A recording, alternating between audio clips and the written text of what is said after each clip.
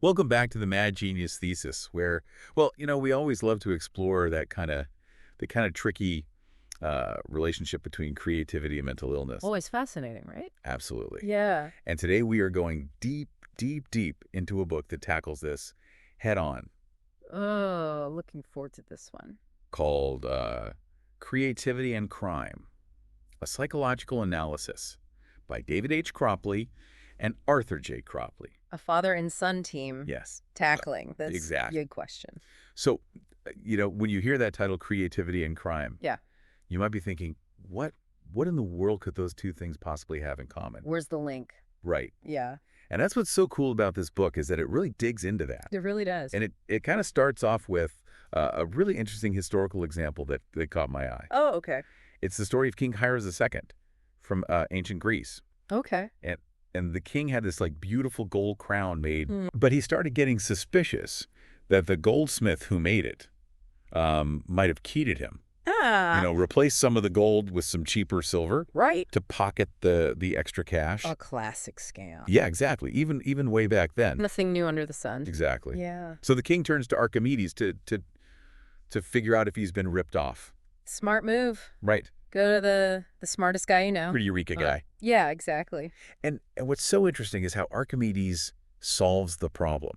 Okay. He doesn't melt the crown down Right. or damage it in any way. Mm-hmm. He uses his ingenuity to come up with a solution, his creative thinking. Ah. And that's where the authors draw this parallel. Well, They say, in a way, the goldsmith also used his creativity yeah, I see that. to deceive the king, right? For a less noble purpose. Exactly. Yeah. Exactly. Yeah. So it's a great example of how the book kind of challenges our assumptions about what creativity really is. Mm-hmm. They argue that it's not just about being artistic. Right, not just painting or sculpting. Exactly. Yeah. It's about generating effective and novel solutions to problems, Mm-hmm.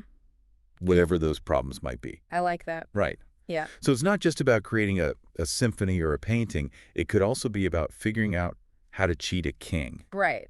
Or to build a better mousetrap. Exactly. Yeah. And they give this framework for understanding creativity, Okay. which they call the 6 Ps. The 6 Ps. Or... So it's product, process, person, press, personal motivation, and personal feelings and mood. Okay. That's a lot to unpack there. It is. Yeah. But I think it's really helpful to break it down. Absolutely. So let's start with the first P, product, which is, I think, the most straightforward one. Yeah. The outcome, the thing that's created. Exactly. Whether it's a painting, a poem, or a plan to rob a bank. Right. Or a scientific discovery. Oh, yeah. Absolutely. Any sort of creative output. Yeah. The next one is process. Mm-hmm. And that refers to the how, right? Right. The steps involved, the methods used. Yeah. So how you go about creating that product. Like, how did Archimedes figure out the crown situation? Exactly. Yeah. Yeah. So we've got product and process. Okay. Now, there are 4 more Ps. So let's dig into those a little bit. All right. Let's do it. Person Okay. focuses on the individual's kind of personality traits, their abilities, Mm-hmm. their knowledge. Right. So, are they naturally curious? Exactly. Do they like to experiment? Yes. Are they okay with not knowing the answer right away? Yeah. Yeah, those are the kinds of things that we often think of with, artists and inventors. And maybe criminals, too. Yeah, right. Exactly. So then we've got press, Okay. which is all about the external factors. The environment, the context. Right. So the social and environmental things that can influence creativity. Mhm. So cultural norms, economic conditions, or even just the specific challenges. Right. So, if you're living in a time of war Yeah, or a pandemic, right. that's going to shape what you create. Exactly. Yeah. So press is all about those external forces Mm-hmm. that can either encourage creativity or hold it back. Or push it in a different direction. Exactly. Exactly. Yeah. And finally, we have the 2 personal Ps, Okay. which are personal motivation and Mhm. personal feelings and mood. Right. The internal stuff. Yeah, so what's driving you from the inside? Your desires, your fears, your passions. Exactly, and how those internal factors are influencing your creative output. So this framework is saying that creativity is more than just a light bulb moment. Yes. It's a whole system. It is. Yeah. It's this complex system of all these different interacting parts And I think that's what makes this book so fascinating, is that it's really trying to unpack all those different elements. Yeah, to understand the whole picture and how it applies to both positive and negative forms of creativity. Right, right. Mm-hmm. So now that we've kind of laid out this broader definition of creativity, let's shift gears a little bit and talk about this idea of the dark side of creativity. The shadow side. Yeah, which is really what the book is all about. Right, how those same creative forces can be used for ill. Exactly. Yeah. So what are some of the key arguments that they make about how creativity can have these negative outcomes? Well, they introduced this term, malevolent creativity, which is basically when you're using your creative thinking to intentionally harm others. So it's not just about, like, breaking the rules or being a rebel. No, it's more deliberate than that. Right. It's about really using your ingenuity to cause harm. Exactly. Yeah, like think about terrorist attacks or those elaborate financial scams. Right. Or even cybercrime. Oh, yeah. All of those require a certain level of creativity. Yeah, that's kind of disturbing, but also fascinating. It is, yeah. But are they saying that there's no difference between, like, an artist and a criminal? Not exactly. Okay. But they do present some interesting research that suggests that a lot of resourceful criminals actually share personality traits with highly creative individuals. Like what kinds of traits? Well, things like openness, flexibility, risk-taking, nonconformity. Those sound like pretty positive traits. They can be, yeah. Right. But they can also be used in less than savory ways. So it's all about how those traits are channeled, right? Exactly. It's about the context, the motivation, the goals. Yeah, okay. So it's not that creative people are more likely to be criminals. Right. But rather that the same underlying drive, the same underlying traits can manifest in very different ways. Okay, I'm starting to get it, I think. Good, good. And this brings us to another really interesting point that the book makes. Okay. Which is this idea that creative individuals might actually be more vulnerable to engaging in criminal behavior. More vulnerable, how so? Well, because of those very traits we were just talking about. The risk-taking, the rule-breaking. Exactly. Nonconformity. Yeah, the same things that can lead to breakthroughs in science and art and technology can also, in some situations, make someone more likely to cross the line. Right, so it's like a double-edged sword. Yeah, exactly. Yeah. So the same spark that ignites creativity can also, under the wrong circumstances, lead to destructive behavior. Absolutely. Wow, that's pretty profound. It is. Yeah. And that's where this concept of relative benevolence comes into play. Okay, I've heard you mention that before, right. but I'm not quite sure I understand what it means. So relative benevolence basically means that what's considered beneficial or harmful can be subjective. Okay. It depends on your perspective, on the situation. So give me an example, because I'm having trouble wrapping my head around this. Sure. Think about a hacker. Okay. Someone who can see vulnerabilities in computer systems, bypass security measures. Right. They're definitely using creative skills, right? Yeah, I mean, they have to be pretty clever to do what they do. But if those skills are used to, like, steal information or disrupt critical systems, well, that's clearly harmful. Right. But from the hacker's perspective, they might see themselves as, like, challenging the status quo or exposing weaknesses or even just, playing a game. So their actions might feel beneficial to them, even justified. But harmful to others. Exactly. Well, that's a good example. It is, isn't it? Yeah. That makes it a lot clearer. Yeah. It shows how that line between creativity and crime can be really blurry. It can, and it can be subjective. Exactly. Yeah. And that's what makes this whole topic so fascinating and so challenging. It is. It really is. Yeah. And it sounds like there's so much more to unpack here. Oh, yeah. We're just getting started. So maybe we should take a pause here. Okay. And pick up this discussion in our next segment. Sounds good to me. All right. So stick with us, listeners. Yeah. We'll be right back. We'll be back after a quick break to delve even deeper into the world of creativity and crime. Welcome back to the Mad Genius Thesis. So before the break, we were talking about how, these same traits that we think of as being really positive, risk-taking, thinking outside the box, can sometimes lead people down a path of well, of crime. Right. It's like creativity has this kind of a dark side. Yeah, and we were talking about this relative benevolence thing and how, what might seem creative to one person could actually be pretty harmful to someone else. Yeah, like one person's brilliant idea could be another person's worst nightmare. Exactly. And the authors of Creativity and Crime, they don't just stop there. They really dig into, like, what are the things that can actually push someone towards that, that dark side of creativity? Yeah, like what are the factors that might make someone more likely to use their creativity for bad instead of good? Right. And they talk a lot about this idea of press, that fourth P from their 6 Ps framework. Press, the environmental and social influences. Yeah, so like the idea that our surroundings, the pressures we face, can actually shape how our creativity comes out. Yeah, like are you in an environment that encourages you to experiment and take risks? Right. Or are you constantly being told to follow the rules and not rock the boat? Yeah, and how does that actually connect to criminal behavior? Well, think about it this way. If you're in a society that's all about conformity, obedience, fitting in, right, people are going to be less likely to challenge the norms, to explore unconventional ideas. Yeah. So in a way, that kind of environment might actually stifle creativity altogether, both good and bad.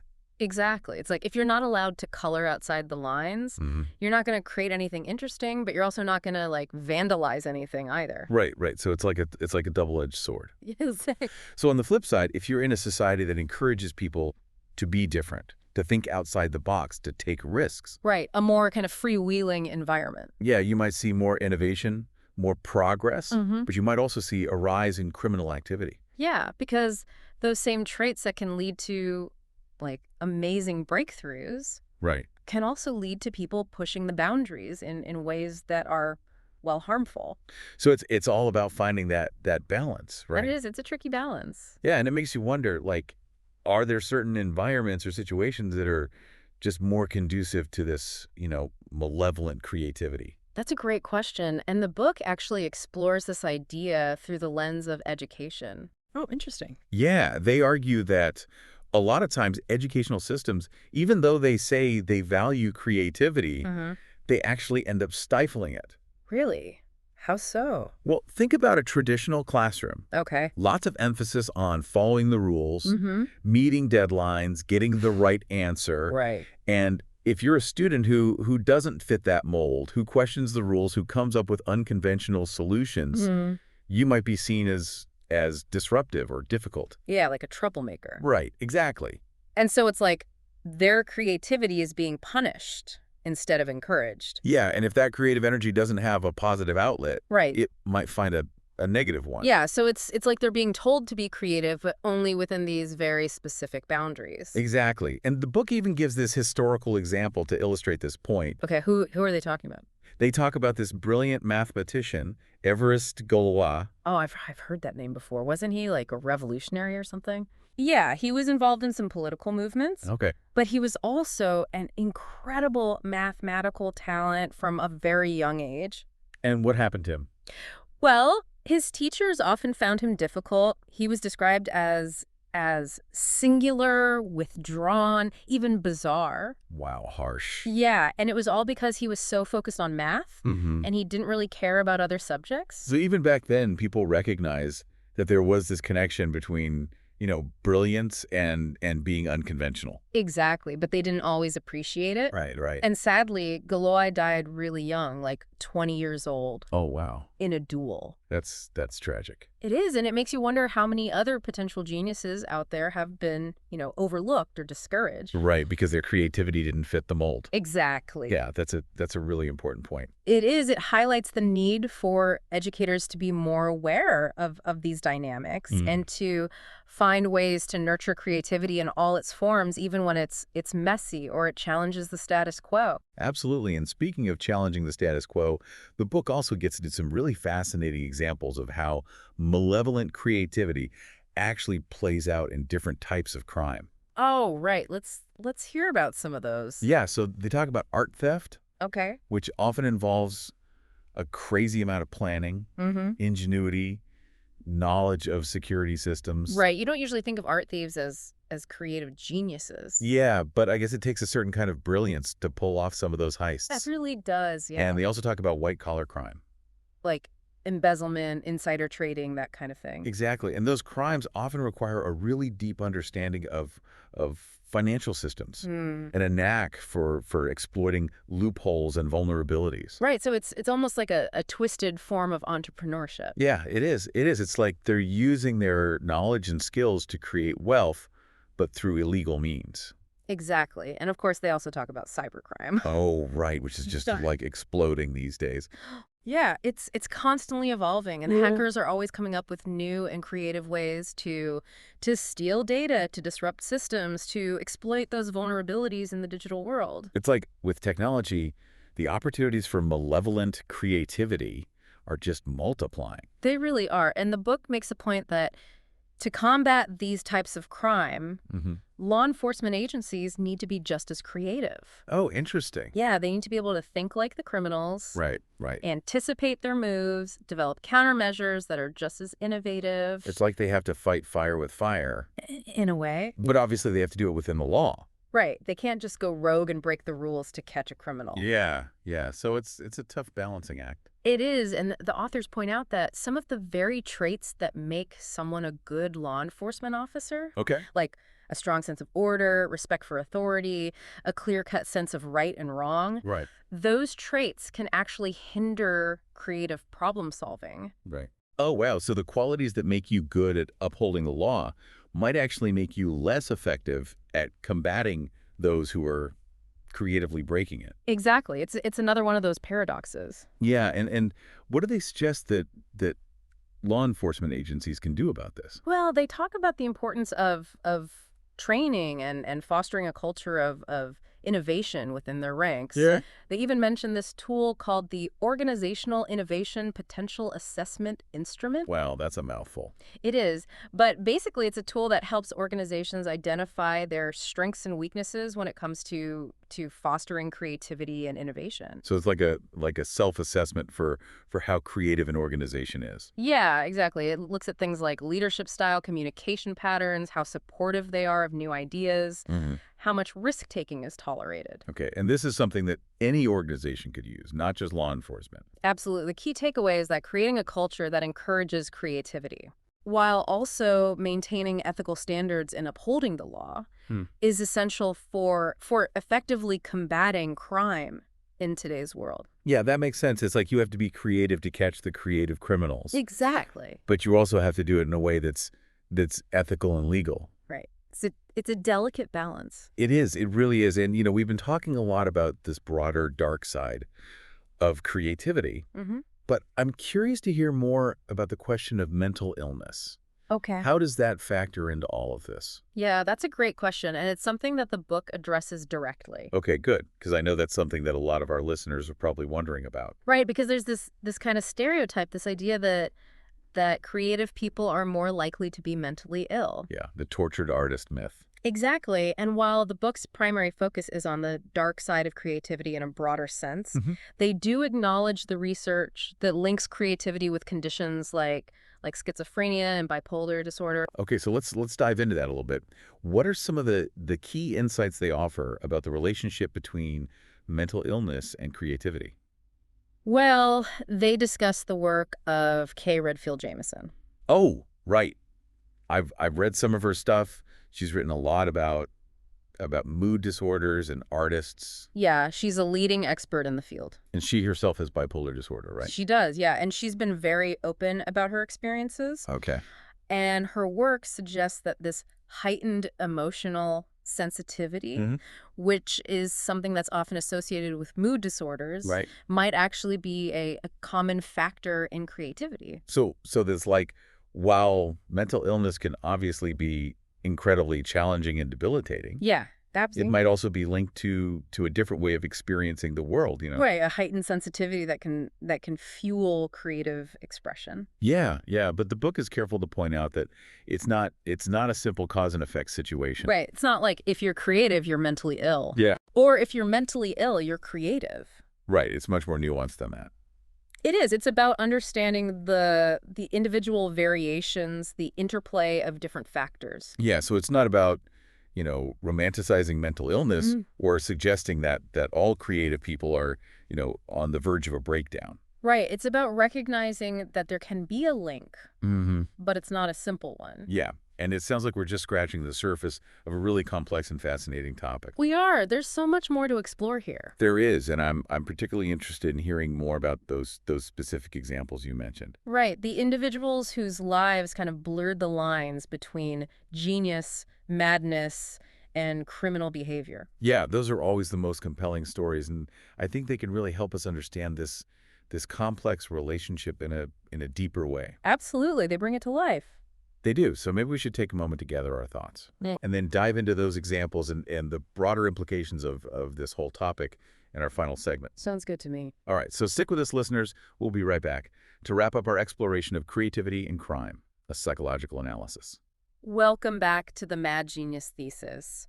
We've been talking about this whole idea of creativity and its darker side, exploring how those same traits, that drive innovation, artistic brilliance, can also, sometimes lead to criminal behavior.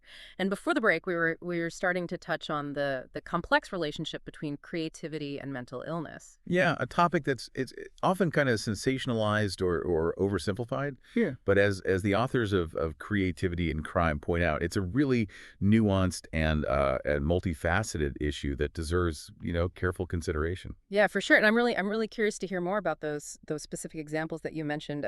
Individuals whose lives kind of blurred the lines between, genius, madness, and criminal behavior. Mm. Who were some of the figures they highlight in the book? Well, one example they talk about is Edgar Allan Poe, the poet and writer. Oh, yeah, of course. His dark, macabre tales, his struggles with addiction and mental health, and his untimely death all kind of contribute to this image of the tortured artist.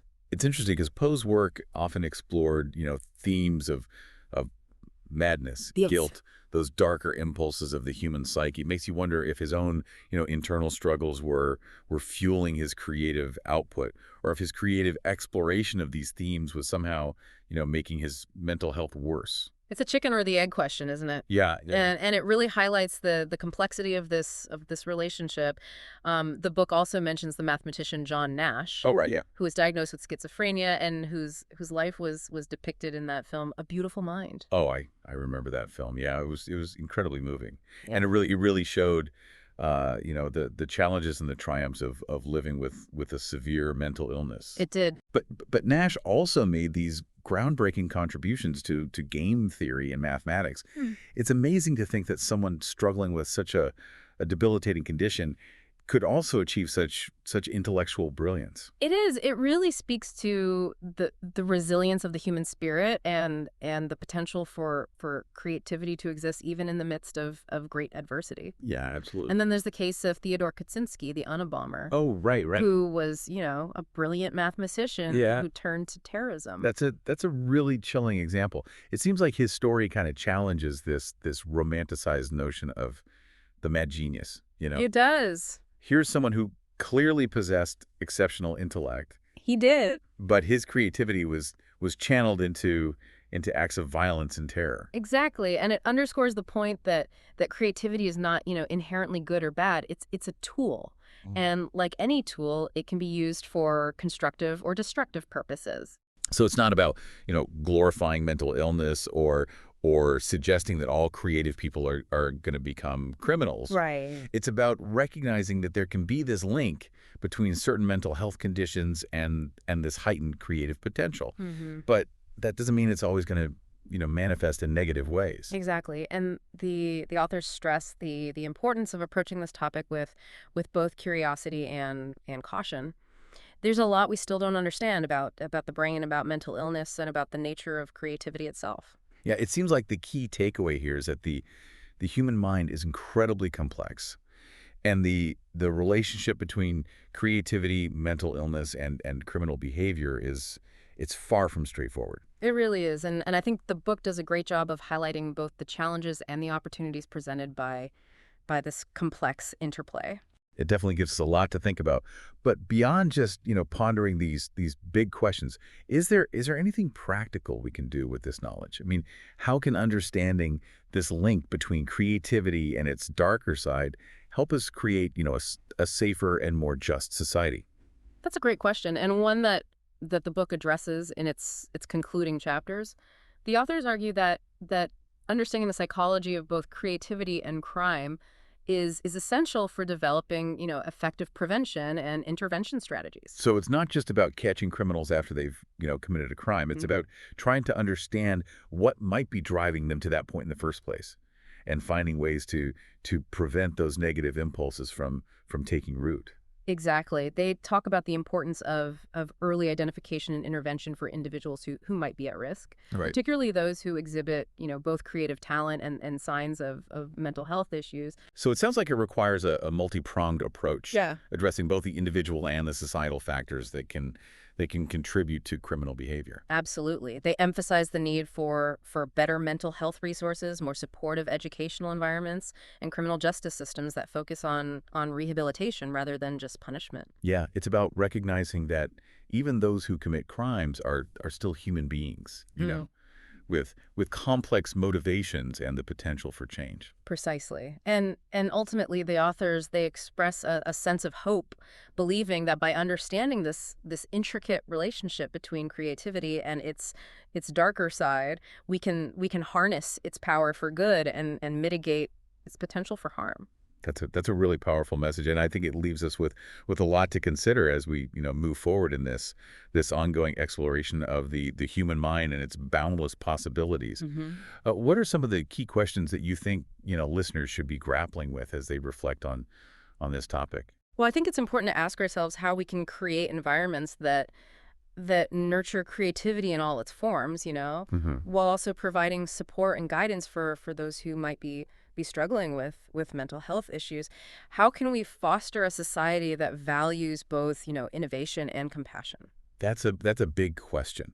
I think it's one worth asking, and I think it's also important to remember that the conversation doesn't end here. Creativity and crime it's just one perspective on this complex issue, and there's a lot more information and research out there for those who want to delve deeper. Absolutely. And I encourage listeners to continue exploring this topic, to challenge their own assumptions and to engage in thoughtful dialogue about the role of creativity in our world, both its light and its shadow. Well said. Well said. And on that note, I think we've reached the end of our deep dive into creativity and crime. It's been a fascinating journey, and I hope our listeners have found it as thought-provoking as we have. It's been a pleasure discussing this with you. And thanks to all our listeners for joining us on this exploration of the human mind and its intricate workings. Until next time. Keep those creative sparks flying. And remember, even in the darkest corners of human experience, there's always the potential for understanding, growth, and transformation. Yeah.